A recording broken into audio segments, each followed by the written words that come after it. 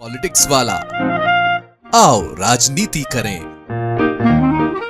पश्चिम बंगाल में विधानसभा चुनाव के पहले फेज में ऐसी वोटिंग हुई है जिसकी उम्मीद ना तो इलेक्शन कमीशन ने की थी और ना ही बीजेपी ने। बंगाल में गुरुवार को पहले फेज में 152 सीटों पर रिकॉर्ड 92.72% मतदान हुआ है। दूसरे फेज में 29 अप्रैल को वोटिंग होगी, रिजल्ट 4 मई को आएंगे। लेकिन इससे पहले ही प्रधानमंत्री नरेंद्र मोदी और गृह मंत्री अमित शाह पूरी तरह से आश्वस्त हैं कि इस बार बंगाल में बीजेपी की सरकार बन रही है और बीजेपी का ही सीएम बनेगा। अमित शाह ने तो दावा भी कर दिया है बीजेपी पहले फेज में 110 से ज्यादा सीटें जीतेगी। नमस्कार, आप देख रहे हैं पॉलिटिक्स वाला। मैं हूं राशिद अहमद खान। आज बात बंगाल चुनाव में बम्पर वोटिंग पर। मेरे साथ हैं पॉलिटिक्स वाला एडिटर पंकज मुकाती जी। मुकाती जी, बहुत स्वागत है आपका। नमस्कार पंकज जी, आप क्या कहेंगे? 92.72% मतदान हुआ है पश्चिम बंगाल में। रिकॉर्ड वोटिंग हुई है। पिछली बार जब रिकॉर्ड वोटिंग हुई थी 2011 में तो सरकार बदल गई थी। शायद इसीलिए बीजेपी बहुत ज्यादा आश्वस्त है और सीटें तक बता दी हैं कि इतनी हम जीत रहे हैं। देखो, सबसे पहले तो मैं अमित शाह की बात पे आता हूँ कि 92% वोटिंग के बाद अमित शाह ने ये कहा है कि पश्चिम बंगाल में मुख्यमंत्री पश्चिम बंगाल का ही कोई व्यक्ति बनेगा और बंगाली आदमी बनेगा, बाहर से कोई नहीं आएगा। ठीक है। जस्ट पहले चरण के मतदान के बाद उनको ऐसा कहने की जरूरत क्यों पड़ी? कि अभी तक चुनाव में उन्होंने ऐसा नहीं कहा। इससे आप मतदान प्रतिशत और सारी चीजों को समझ सकते हैं कि लगातार ये आवाज उठ रही पश्चिम बंगाल में कि बीजेपी को अभी भी बाहरी पार्टी माना जा रहा है। और ये माना जा रहा है, जिस तरह से भाजपा का मिजाज है कि कोई बाहरी आदमी, कोई गैर बंगाली मुख्यमंत्री बनाया जा सकता है। तो ये सफाई दी है उन्होंने कि भाई मुख्यमंत्री ये नहीं बनेगा, ताकि आगे की जो दूसरे चरण की वोटिंग है और आगे जो चुनाव बचा है उसमें कम से कम मतदाताओं को ये बताया जा सके कि बंगाली व्यक्ति पे हमारा पूरा भरोसा है। ये भरोसा मछली खा के भी दिखाया गया है कि भाई बंगाली और बंगाल और मछली और हम पे बहुत भरोसा है, और सारे नेता मछली खा रहे थे। अब चूंकि ये जो परंपरागत थ्योरी एक चली आ रही है कि 92% मतदान हुआ है या ज्यादा मतदान हुआ है या बम्पर वोटिंग हुई है, तो ये सरकार बदल जाती है क्योंकि एंटी इनकम्बेंसी कहलाती है। लेकिन आप देखेंगे कि 2008-9 के बाद जितने चुनाव हुए हैं उसमें एंटी इनकम्बेंसी जैसा कोई फैक्टर भारतीय राजनीति में रह ही नहीं गया है। ये बात करना, ये लिखना कि एंटी इनकम्बेंसी एंटी इनकम्बेंसी सबसे बड़ी हमने देखी दिग्विजय सिंह के कार्यकाल में सन 2003 में। उसके बाद के चुनाव में एंटी इनकम्बेंसी जैसे मामले नहीं रह गए क्योंकि चुनाव की परंपरा ही बदल गई। अब देखा जाता है चेहरा, जहां पे चेहरा है मोदी और ममता। फिर उसके बाद देखा जाता है कि डायरेक्ट बेनिफिट स्कीम, लाडली लक्ष्मी, लक्ष्मी भंडार, और हर राज्य में अलग अलग स्कीम चल रही है जिससे आदमी को कुछ न कुछ मिल रहा है। प्रधानमंत्री आवास योजना, मुफ्त का अनाज। जब डायरेक्ट बेनिफिट स्कीम है, एक चेहरा है, तो वोट उसी आधार पे पड़ते हैं। अब यहाँ पे पश्चिम बंगाल में एंटी इनकम्बेंसी किस बात की? जब मुझे पैसे मिल रहे हैं, मैं वोटर हूँ, मुझे मकान मिल रहा है, मेरे बच्चों की पढ़ाई मुफ्त है और सारी चीजें मुफ्त है, तो 10-20% लोग इसमें बाहर है क्योंकि 85-90 करोड़ लोगों को मुफ्त में राशन मिल रहा है, बिल्कुल स्कॉलरशिप मिल रही, चीजें मिल रही, तो बाकी 20% से कोई फर्क ही नहीं पड़ रहा। वो एंटी इनकम्बेंसी करते रहे, वो खिलाफ में वोट डालते रहे सत्ता के। दूसरी बात, जब चेहरे पे वोट होने लगे हैं बजाय राजनीतिक दलों की नीतियों पे और उनके कामों पे, काम पे कोई वोटिंग नहीं हो रही है, तो यहाँ पे जब चेहरे की बात करेंगे तो पश्चिम बंगाल में दो चेहरे हैं, ममता बनर्जी और मोदी।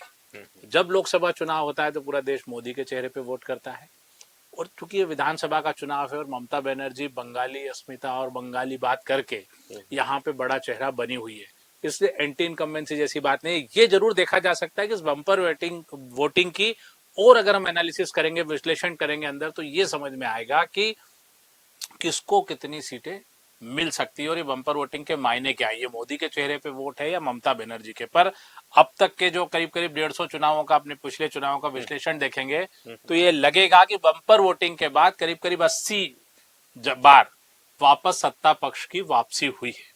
और मुझे लगता है कि ममता बनर्जी यहाँ पे अपर हैंड होगा पहले चरण में, क्योंकि ये सारी सीटें जो है, ये सीटें मतलब ममता बनर्जी की सीटें थी। यहाँ पे कम मतदान होता तो भाजपा को ज्यादा फायदा होता बनिस्बत इसके कि यहाँ ज्यादा वोटिंग हुई है। तो मुझे लगता है कि एंटी इनकम्बेंसी कुछ नहीं, और बम्पर वोटिंग से फिलहाल पहले चरण में ममता बनर्जी थोड़ी सी आगे हो सकती है।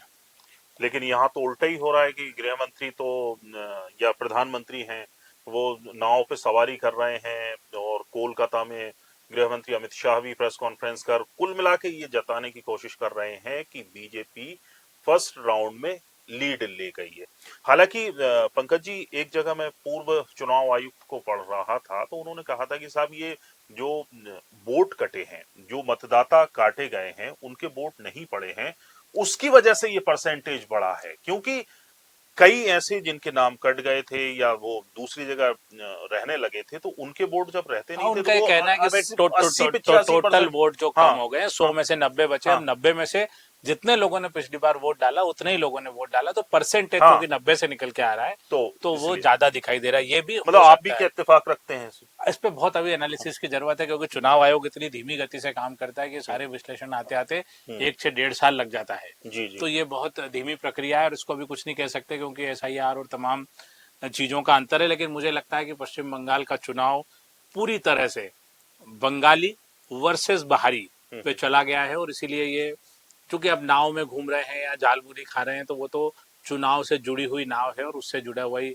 नाश्ता है। लेकिन फिलहाल एंटी इनकम्बेंसी जैसा कोई फैक्टर नहीं। अगर आप देखेंगे, खासकर आप 3 राज्यों को ही देखिए जो एक दूसरे से जुड़े हुए हैं, बिहार, पश्चिम बंगाल और झारखंड, तीनों लगभग एक से ट्रेंड पे चलते हैं। जब हमने देखा कि झारखंड में हेमंत सोरेन को कुछ दिन पहले चुनाव के जेल जाना पड़ा, वो मामला हालांकि खत्म हो गया, खारिज हो गया उनका, लेकिन वो जेल गए। उसके बाद चंपई सोरेन मुख्यमंत्री बने।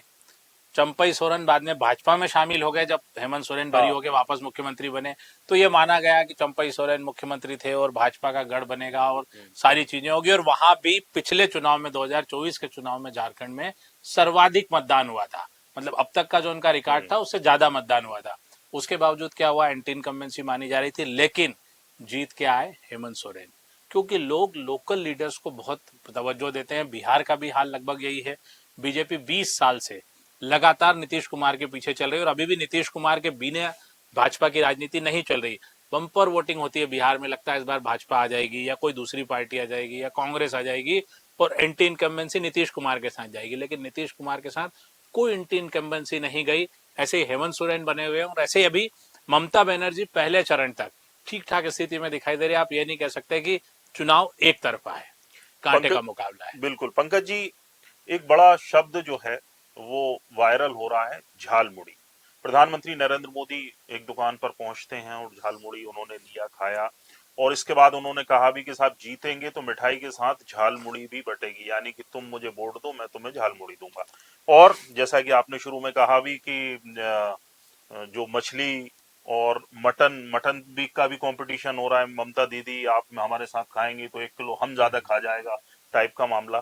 तो ये इन मुद्दों का वहां पर कितना असर पड़ेगा पश्चिम बंगाल में, मछली खाने का, मटन खाने का, और फिर आगे जाके कहीं नागालैंड या कहीं होंगे तो क्या कुत्ते वगैरह भी खाने का पश्चिम कंपटीशन बंगाल होगा की क्या? तासीर अलग है, वो इस तरह से चीजों का फैसला नहीं लेता है जल्दबाजी में।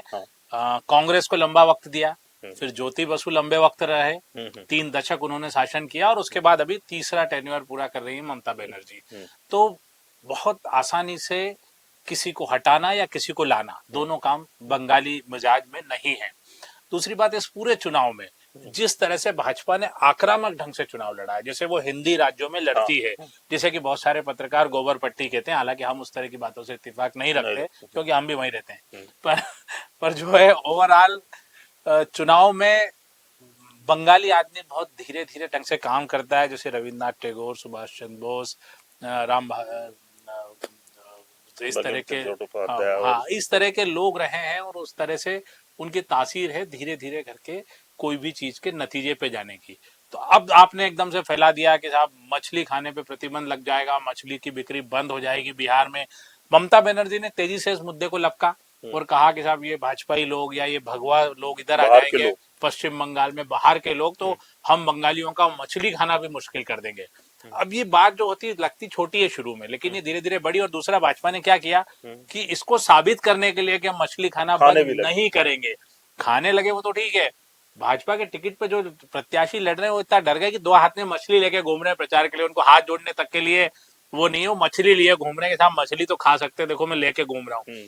तो चुनाव इस तरह से बदला है कि ये मछली एक बड़ा मुद्दा बन गया है, कांटे की तरह फंस गया है भारतीय जनता पार्टी के पास। दूसरी बड़ी बात कि देश भर में जो मुद्दा साल भर चलता रहा है कि दुर्गा पूजा के दौरान आमतौर पे बंगालियों के जो मंदिर है, ये कालीबाड़ी मंदिर है, हर शहर में है, भोपाल में भी है, इंदौर में भी है, वहां पे जो अष्टमी और उसके 9 दिन के तक जो भी मेला लगता है या पूजा पाठ होती है, उसके बाद प्रसाद तो के प्रसाद के तौर पे मछली और मछली के स्टॉल भी लगे होते हैं, नॉनवेज और इसके।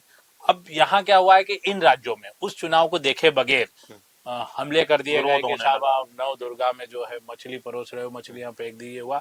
उन्होंने कहा साहब ये तो हमारा प्रसाद है, बरसों की परंपरा है। तो उसको नहीं समझ के जो अभी इकट्ठा होते होते बंगाल तक गया है और वहां के लोगों को बताया जा रहा है कि साहब मध्य प्रदेश में ऐसा हो रहा है, उत्तर प्रदेश में ऐसा हो रहा है, मछली नहीं खाने दी जा रही है, कालीबाड़ी में आके प्रदर्शन किया। तो ये जब बातें इकट्ठी होती है तो ये चुनाव के वक्त बड़ी दुखदाई होती है। और जो भी राज्य, चाहे महाराष्ट्र हो, चाहे पश्चिम बंगाल हो, या साउथ के राज्यों तेलुगु तमिल वाले, जो अपनी भाषा और अपनी संस्कृति के साथ जुड़े रहते हैं, वो आसानी से किसी बाहरी आदमी का आना एक्सेप्ट नहीं करते हैं। देखते हैं कि 92% वोट के साथ क्या ये जो बंगाल की परंपरा है ये बदलेगी या एंटी इनकम्बेंसी वाला मामला फिर भी आएगा। पर अभी बहुत मुश्किल है एंटी इनकम्बेंसी की बात करना। बहुत बहुत शुक्रिया पंकज जी। तो दिल बहलाने के लिए ख्याल अच्छा है गालिब, तो ये ख्याल ही है कि बम्पर वोटिंग हुई है। फिलहाल तो ये माना जाए बीजेपी खुश हो रही है, हो ले। और जैसा कि पंकज जी ने कहा कि एंटी इनकम्बेंसी जैसी देखिए बात, झाल मुड़ी जो है वो तो तीखी मिर्ची वाला मामला है, तो हार पे भी खा सकते हैं, जीत पे भी खा सकते हैं, इसलिए उसमें कोई दिक्कत नहीं है। संदेश वहां की मिठाई है और संदेश अगले चरण के बाद सामने आ ही जाएगा। बहुत बहुत शुक्रिया। वीडियो पसंद आया हो तो लाइक कीजिए, शेयर कीजिए और हमारे चैनल पॉलिटिक्स वाला को सब्सक्राइब जरूर कीजिए। नमस्कार।